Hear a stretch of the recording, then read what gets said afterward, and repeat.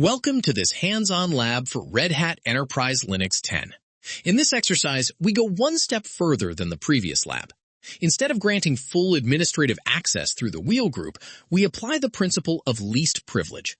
That means giving a user only the exact commands they need to do their job, and nothing more. You will create a user, write a command-specific sudo rule, verify it, and test both an allowed and a denied command. Let's get started. Here is what we will cover. First, the concept of least privilege. Second, creating the user account. Third, designing a command-specific rule with a command alias. Fourth, verifying the privileges with sudo-l. Fifth, testing an allowed command, then a denied command. And finally, best practices and auditing.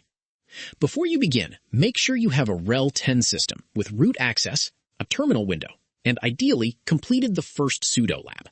If not, any account that can run sudo is enough. So what is least privilege? It is a simple security principle.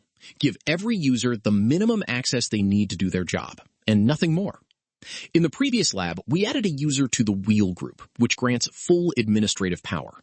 But a developer who only manages the web server does not need to install packages, change passwords, or reboot the machine. With sudo, we can authorize a specific set of commands for a specific user.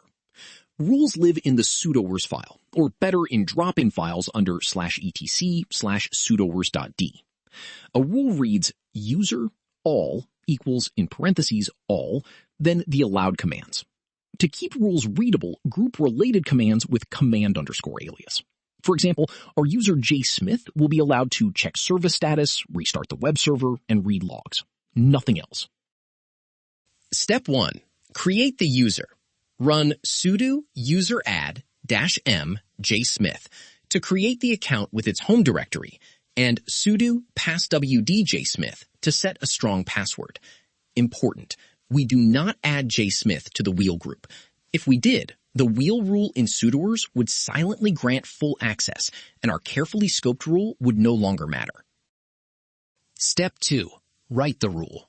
Use vsudo with the -f option to create a drop-in file.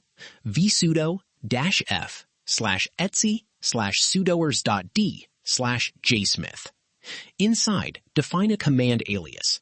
cmnd_alias webadmin equals systemctl status with a wildcard, systemctl restart httpd, and journalctl. Then add the rule. jsmith all equals, in parentheses, all webadmin. Save and exit. vsudo checks the syntax before it installs the file, and you can double-check with vsudo-c. Note that drop-in file names must not contain dots, and the file mode is 0440, which vsudo sets for you. Step 3. Verify the policy. From jsmith session, run sudo-l. Sudo shows exactly what jsmith is allowed to run.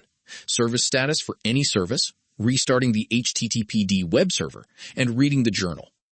As root, you can inspect any user with sudo-l-U jsmith. The output must match the rule you wrote. If it shows something unexpected, check the file with vsudo. Step 4. Test an allowed command. Switch to jsmith with su-jsmith. Then run sudo systemctl status httpd and enter jsmith's password. The command is authorized, so it runs with root privileges, and you see the current status of the Apache web server. Sudo logs the invocation, so there is a complete audit trail of what jsmith ran. Step 5. Test a denied command. Try something outside the rule. For example, sudo systemctl reboot. Sudo asks for the password, then refuses. Sorry, user jsmith is not allowed to execute systemctl reboot as root. The same happens for package installation, user management, or anything else not in the rule. Sudowrs is a whitelist. Only the listed commands work. That is the essence of least privilege. A few best practices. Always write rules with absolute paths and vsudo, never a plain editor. Use command aliases and role groups like %devops for clarity. Keep wildcards narrow. Restarting any service with a wildcard is risky, so name specific services instead. Avoid no pass WD except for scoped automation. Audit regularly with sudo-l and review the log with journalctl-t sudo.